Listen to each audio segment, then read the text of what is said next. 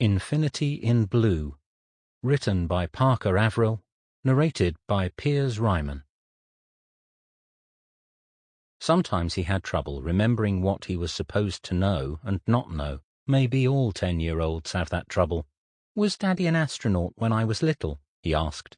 "That time he took me on the spaceship when I was 5 or 6. Do you remember that?" His mother had baked 2 round chocolate cakes. Now she was putting them together with chocolate frosting to make a double-layer cake.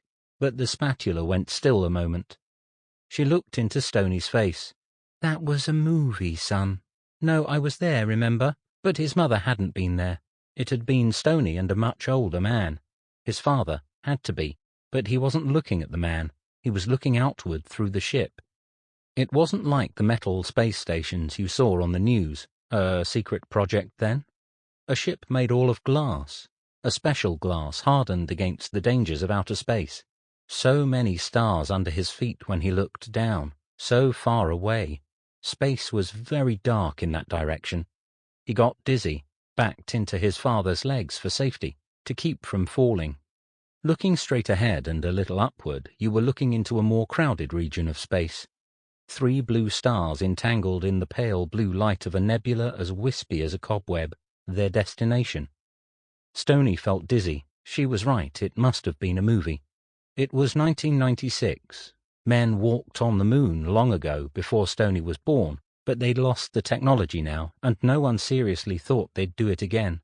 Many people no longer believed they'd ever done it in the first place. Nobody had ever taken a spaceship out of this solar system. No one had flown to the dark world that danced in a complicated orbit around a triple blue star. "What movie was it, Mum?" Stoney asked. "I don't know, love." She was frosting the cake again, with care, to make the pretty swirls in the frosting like the cakes in the shops. "There's a million of those sci-fi movies, aren't there? I can't tell them apart. I'd like to see that one again." But it wasn't a movie. The feel of the man's legs strong against his back, supporting him, keeping him safe. You didn't have that sense of touch from a movie. It was a dream then, a dream of another world, another father. There was a book he read. Sometimes he was 8 when he read it, sometimes 10, sometimes 14. Usually he was 12. It was a magic book, wasn't it? Didn't always stay the same. But if there were an infinite number of worlds with an infinite number of futures, then why wouldn't there be an infinite number of variations? Maybe in some worlds he never found the book. Maybe in some worlds he was already old when he found it. Old with a fixed brain that couldn't learn new tricks. Sample complete. Ready to continue?